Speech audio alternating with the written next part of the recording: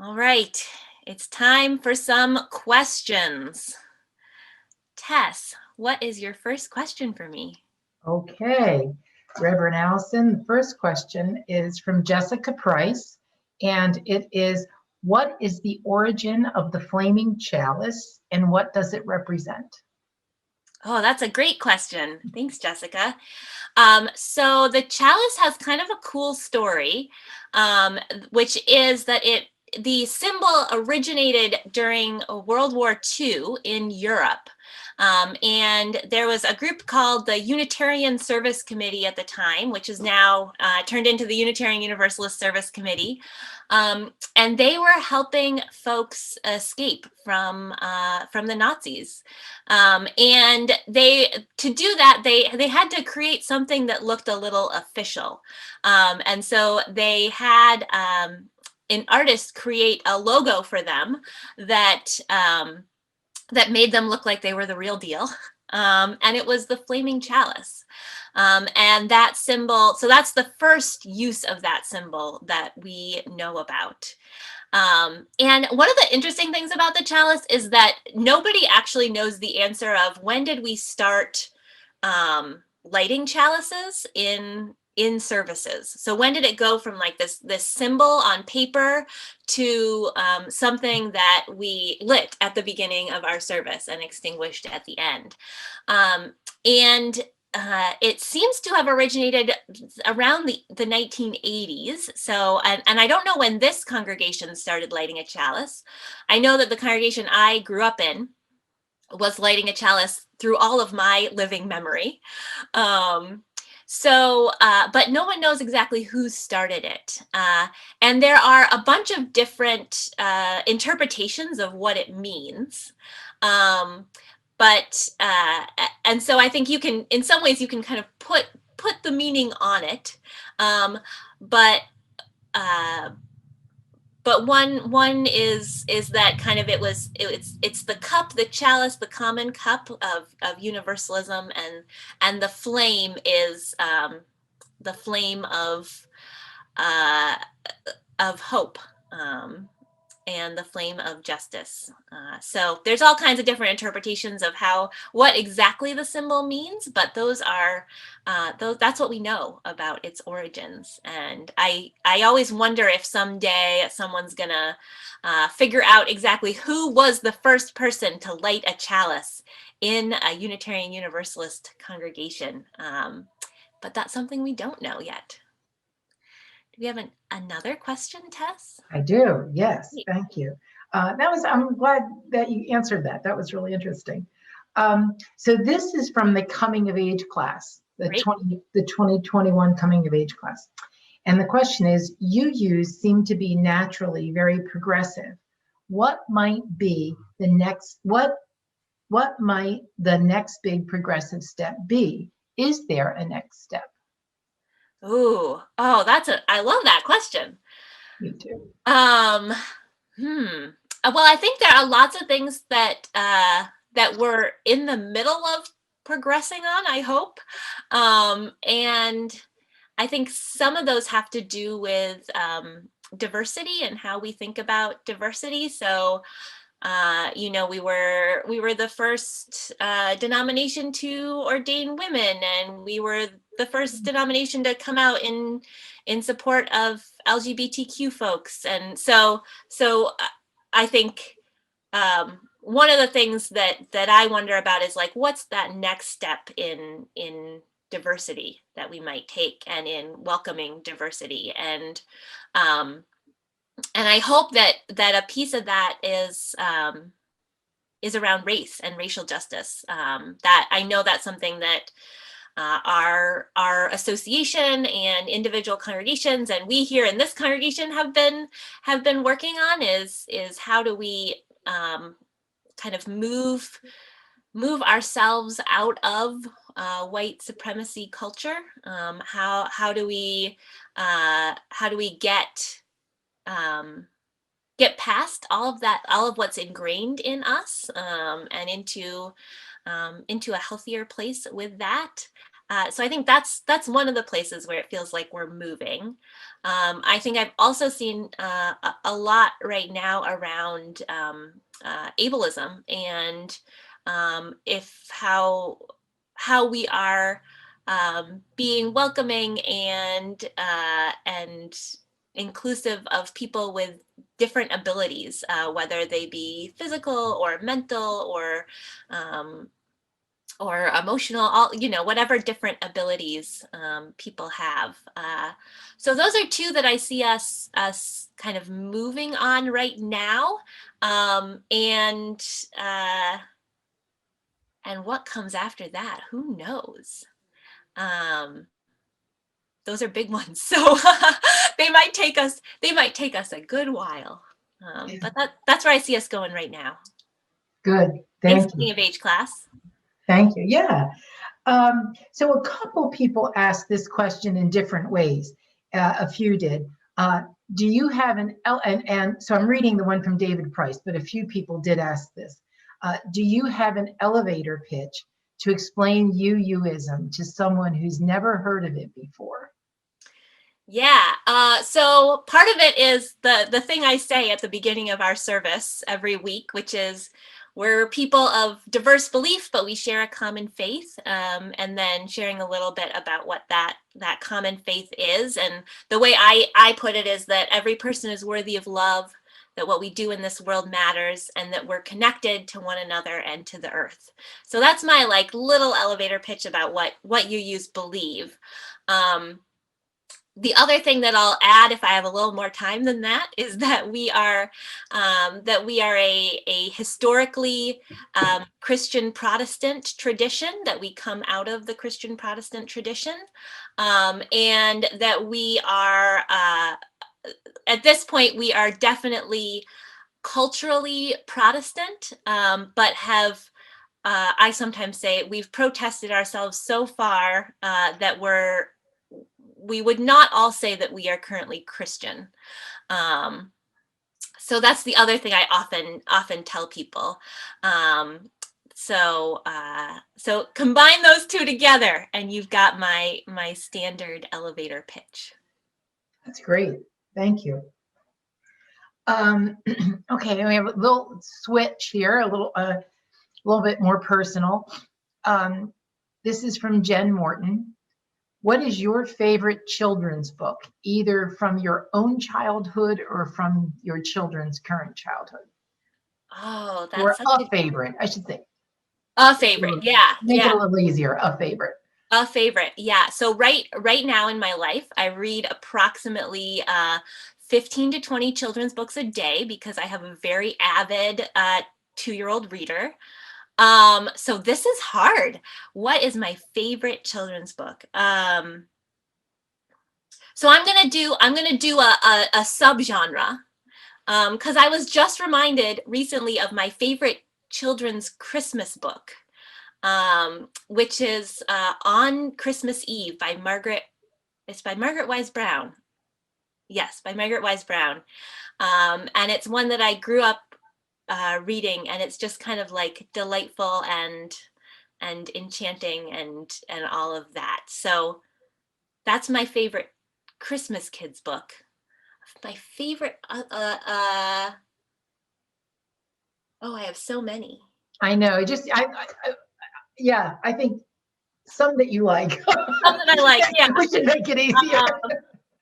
Well, I'm trying to think of the ones that I don't dread reading 3 times in a row. That's uh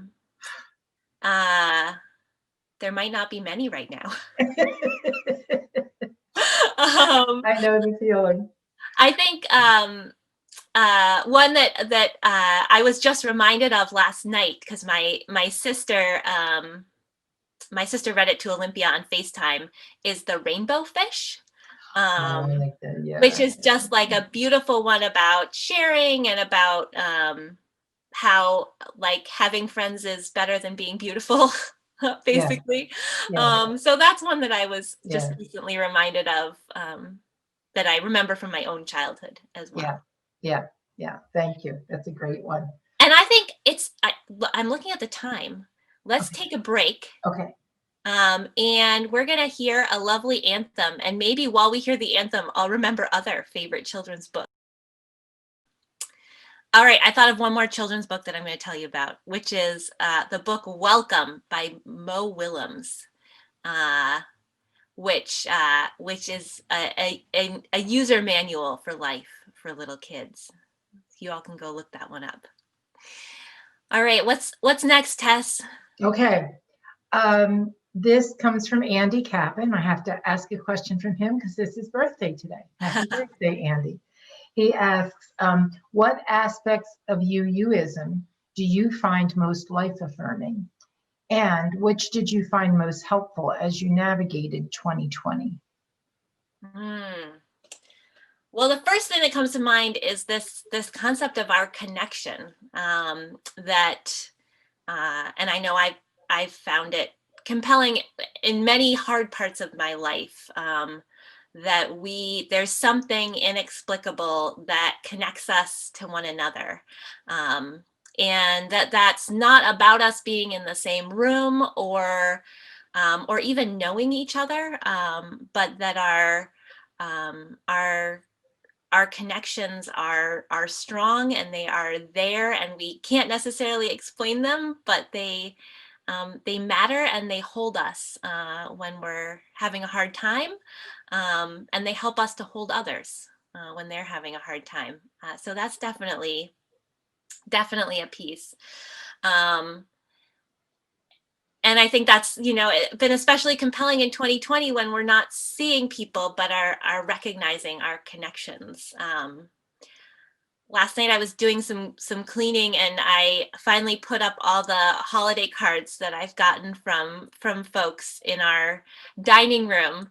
And I was kind of like, oh, this is a little silly because it's after the holidays, and I should be taking these down, um, but it's all these people and some lovely pictures of people who I'm not seeing in person right now, and I loved the kind of idea of them surrounding us in our dining room, and I might leave them up a little bit extra long. Um, so trying to find reminders of that connection with other people, and the ways that connection can hold and sustain us. That's been what I keep going back to, and probably have talked about ad nauseum with you all. And there'll probably be more in this winter of 2021, which I imagine is gonna continue to be a challenging time. Yeah, thank you. Mm-hmm. This is kind of a big one. It's a super big one, but several people asked it. And it is, how does youism explain the meaning of life? Yeah, that is a big one. I'm always excited for the meaning of life question. That's got to come up. Good. So I think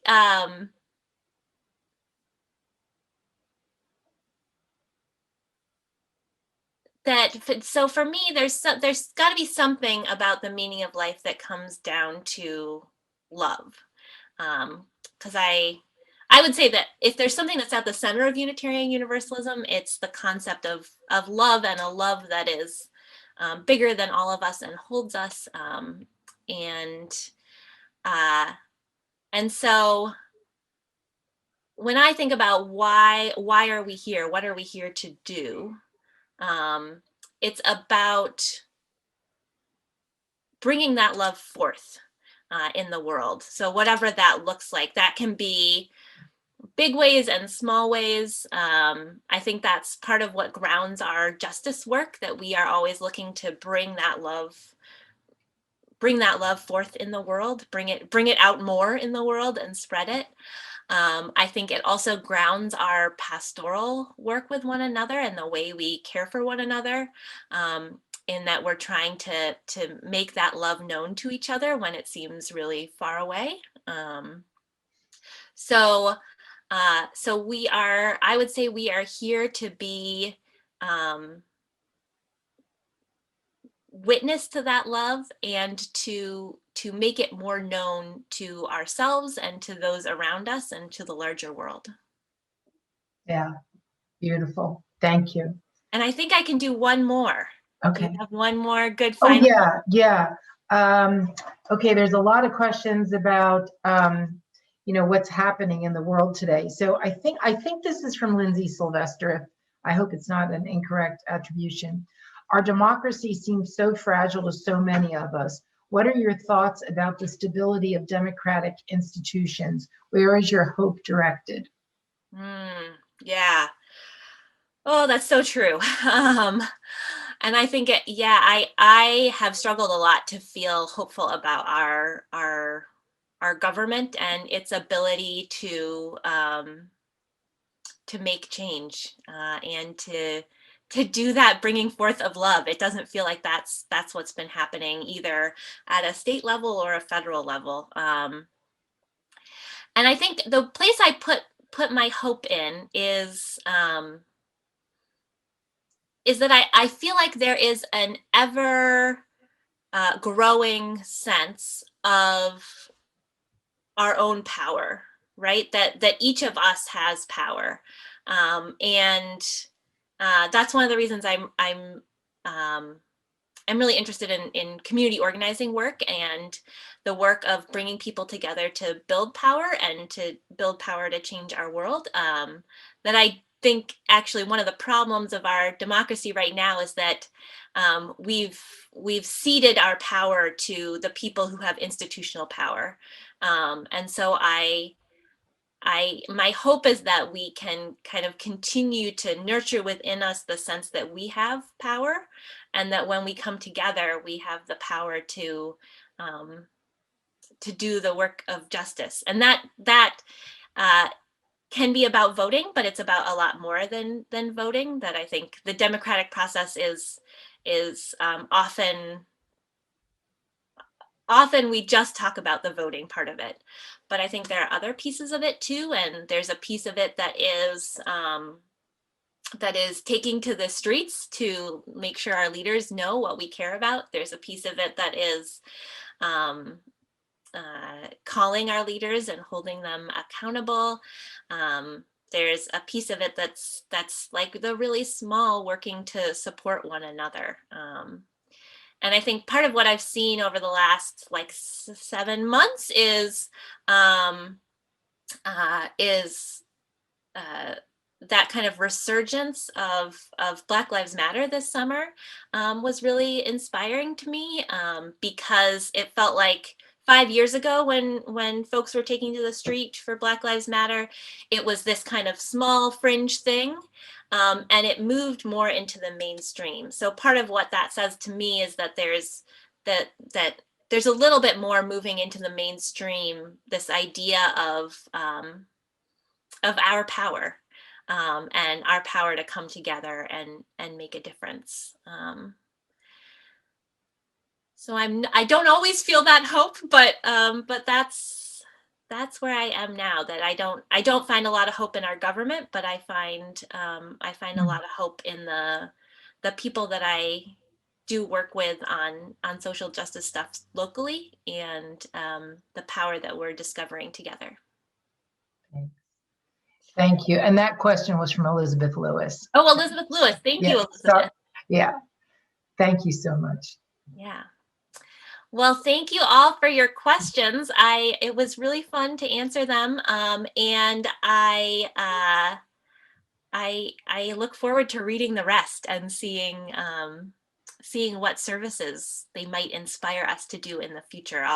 We'll bring those questions to the worship associates at our next meeting so that they can help us think about what it is that you all are wondering about today.